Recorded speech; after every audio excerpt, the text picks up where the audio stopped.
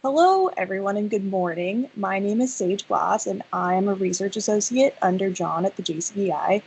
Today, I'm going to present to you a work in progress about our work to confirm the phenotypic predictions of the effect of the restoration of pyruvate dehydrogenase E1 complex to the minimal cell based on flux balance analysis and metabolic modeling predictions.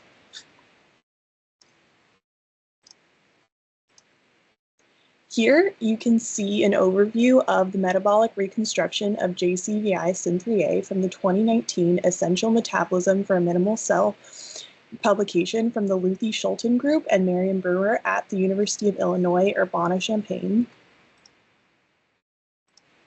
And here is a closer view of the central metabolism, which I'll be focusing on during the length of my talk. In this red circle, you can see what is the pyruvate dehydrogenase enzymatic complex, which is a 3-complex enzymatic complex. And in this smaller circle, you can see the location of the pyruvate dehydrogenase E1 enzyme complex, which I will be primarily focusing on for the length of my talk, and I will refer to it as PDH throughout the talk. So in this photo, you can see a 3D rendering of the pyruvate dehydrogenase enzymatic complex within Mycoplasma genitalium. This is a 3D rendering developed by Tim Davidson, and you can see this on X, or Twitter as it was once known. And then in this slide, you can see what is a protein model from NCBI of the pyruvate dehydrogenase E1 enzymatic complex for E. coli. We don't have one for the minimal cell, unfortunately. But the minimal cell does not have a PDH-E1 complex, but near wild-type JCVI-syn3A does. For those of you that are unfamiliar with JCVI-syn3A, it is a near wild-type Mycoplasma mycoides that was a precursor to the minimal cell, and it has a completely synthetic genome. You can see here PDH-A and B, oh, too far, PDH-A and PDH-B, which are the genes responsible for PDH-E1, and these are present in the genome of JCVI-syn3A, and they are located upstream of PDH-C and LPDA. LPDA is also known as PDH-D. These are interchangeable gene names. And these are the genes associated with the two other enzymatic complexes associated with the pyruvate dehydrogenase systems E2 and E3. Below is kind of color coding of these elements of the pyruvate dehydrogenase enzymatic complex. Most of the colors that you see in this complex are of the E1 complex, which is just to show you that it's a very complex and it's just a complex enzymatic complex, and the substrate for it is pyruvate, and it results in CO2 being output from this enzymatic complex, and then some other products of the E1, E2, and E3 complex altogether are NADH and acetyl-CoA. And you can see that we don't have in syn3A, in the minimal cell, we do not have E1, but we do have the E2 and E3 complexes. So the machinery is already there for E2 and E3 in the minimal cell. And this complex is an intermediary between glycolysis and the citric acid cycle. In the model shown here, you can see the flux balance predictions of JCVI-syn3B without the restored PDH-A and B genes. PDH-C and LPDA are present at this moment, but they're not actively expressing without PDH-A and B genes. And this has a lower ATP production compared to its wild-type counterpart without the PDH-E1 complex. However, when one restores the PDH-A and B genes, the cells are able to undergo the full PDH enzymatic complex, and this results in excess pyruvate being converted to acetyl phosphate. Acetate kinase converts this acetyl phosphate to acetate, which is diffused out of the cell membrane and results in an additional ATP being produced by the cell. Our role at the JCVI is to confirm these predictions with empirical testing. To test the model, Andras Cook, a former research associate in the glass lab, dropped the PDHA and PDHB genes into the LOXP landing pads of syn3B behind a putative promoter. Inserting genes into the landing pad is an easy matter, and the genes are expressed in the cell in a way that they are able to interact with the PDHC and LPDA genes to undergo a full PDH complex. He also made a few controls that eased our testing of these constructs, that you can see below. The effect of this was as the modelers predicted and growth rate increased. This phenotype is observed by a reduced doubling time from 102 minutes to 85 minutes, which is about a 17% increase in growth rate. So we have confirmed the predictions of the modelers regarding the change in growth rate. The next step was to confirm the diffusion of acetate from the altered cell, which, as we have found out, is an easier said than done. Now, there are a variety of methods to quantify acetate, which are listed on this slide. To use any of these methods, we first had to test them for feasibility to measure significant diffusion of acetate from the cell. Our first strategy was to use enzymatic assays. These are assays in which acetate is converted to a product, which allows us to quantify acetate colorimetrically or fluorometrically.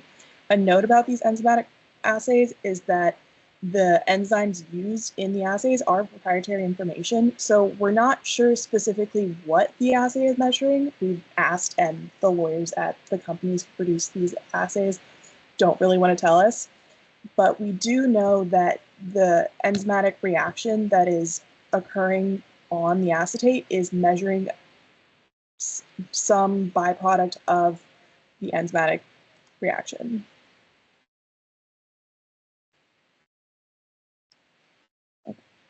Andras Cook adapted syn3A and syn3A to grow in defined minimal media developed by Kim Wise. Modelers predict that the minimal cell does not need acetate to grow, and part of our goal was to remove sources of acetate from our growth media so we do not confuse acetate consumed, acetate produced, and acetate, native acetate within the media. And so Andras passaged these cells into a defined minimal medium, and we were able to see sufficient cell growth to continue with the experiments. Andras grew the cells to late log phase and measured the acetate concentration of the supernatant of the cultures. In this process, Kim and Andras were unable to remove all acetate from the growth media, remaining sources in the form of sodium acetate in CMRL and ethyl acetate in yeast extract. The inability to remove all sources of acetate from the growth media and the uncertainty of what exactly is being measured led us to explore alternative methods of quantification. From the enzymatic assays, we pivoted towards chromatography. We chose gas chromatography for cost reasons. Dr. Immo Burkhardt at the Scripps Institute of Oceanography was able to assist us with devising a quantification strategy, running samples, and performing analysis. This is a slide describing our experimental process to prepare our cells for analysis. The information here is for those of you who are interested in the important components are highlighted in yellow. And so from our enzymatic assays, we had learned that leftover acetate from the media would muddy our quantification. To circumvent the issue of background acetate from growth media, we washed the cells into an acetate and glucose-free media and incubated these cells in this alternative media for 1 hour. We took supernatant from these cultures at the beginning and end of our incubation. It's important to note that we had several experimental conditions as we were unsure how easy it would be to quantify acetate. We had 2 sample groups with varying density of cells, and we had sample groups where cultures were supplemented with glucose, our hypothesis being that the presence of glucose would initiate glycolysis and catalyze the conversion of pyruvate to acetate. Our results from this experiment were not quite what we were hoping for. Here you can see pictured the percent change in acetate concentration for each sample under the varying experimental conditions. syn3A showed significant increases in acetate concentration over the incubation period. However, syn3B demonstrated a negligible decrease in acetate concentration. While there are insights to be gained from these experiments, our primary takeaway was that we would need to completely remove all acetate from our growth media. Because we decided that we would need to adjust our growth media, we pivoted back towards enzymatic assays. We have decided to explore fluorometric assays because they have a lower starting detection range, and we will hopefully get a more specific result than the colorimetric assays allow. Before we returned to these acetate assays, we had to figure out how to remove all acetate from our media. We considered enzymatic digestion of acetate, but we could not find a way to make it function for our needs.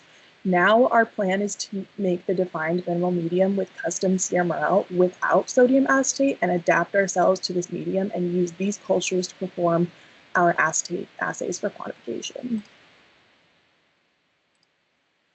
The acetate assays we will do in tandem with a growth curve. This way we will be able to see how the defined medium has affected our growth rate, and we will be able to see the average acetate diffusion over multiple cycles and if it varies throughout exponential phase.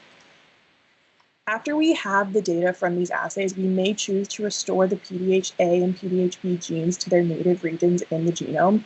Currently, they are on the landing pad, but we may choose to return them to their native region upstream of the PDH-C and LPDA genes.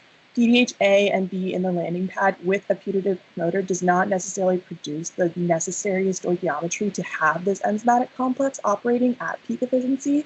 There is a chance that by restoring the PDH-A and B genes to their original locations, we will see a further increase in the growth rate and diffusion of acetate.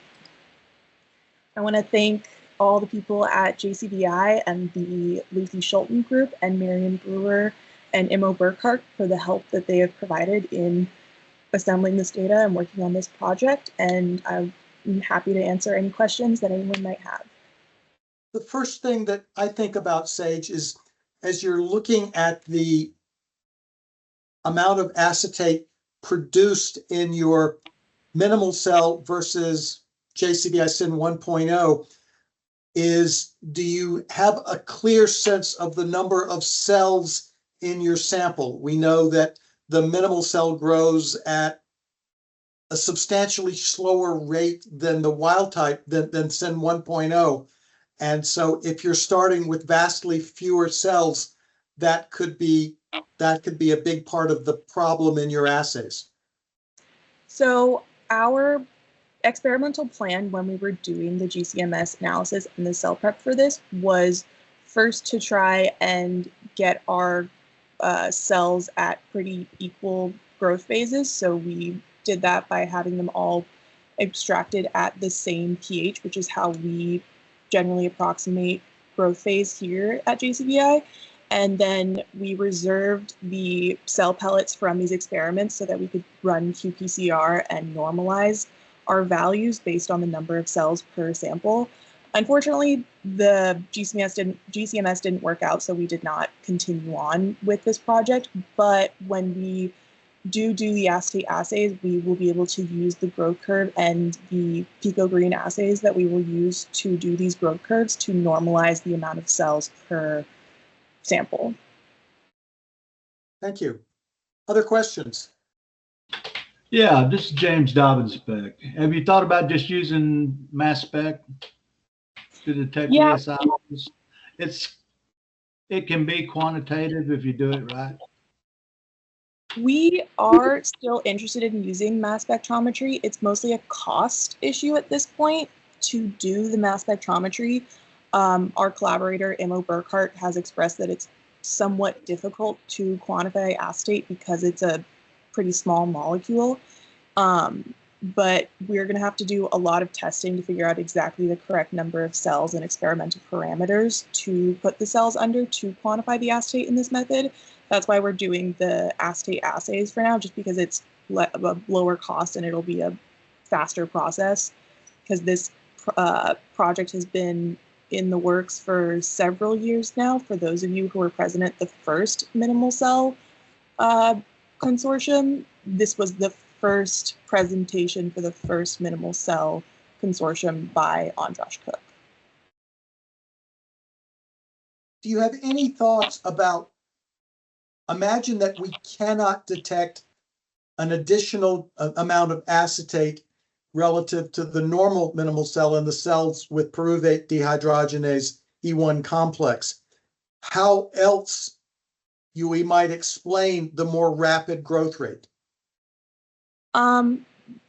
Primarily from the production of ATP, just because the cells may not be diffusing acetate out of the cell, but they could be lingering within the cell. So that would be when we would consider lyophilizing the cells and seeing what acetate is present within the cell, and then continue to look at the enzymatic pathways and see if maybe the acetate is being converted to something that we're not expecting, and just if it's hiding somewhere in the cell or being converted into a byproduct we're not expecting.